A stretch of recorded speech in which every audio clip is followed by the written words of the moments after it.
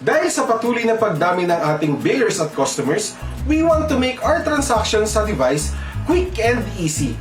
Kaya naman, huwag mag-alala dahil meron ng easy way to search. Let me show you how. Don't forget to sanitize before transacting and always observe proper social distancing. Sa Pera home screen, tap on the search bar to start. Type the biller or e-money merchant that you want to transact. Then click the arrow to search. Kapag nakita mo na ang icon ng hinahanap na service, just click it so you can already start transacting.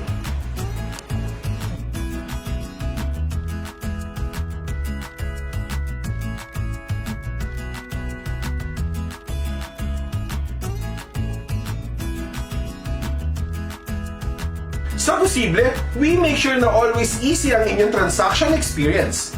Watch out for our upcoming videos dito lang sa Posible Academy, The New Normal Edition.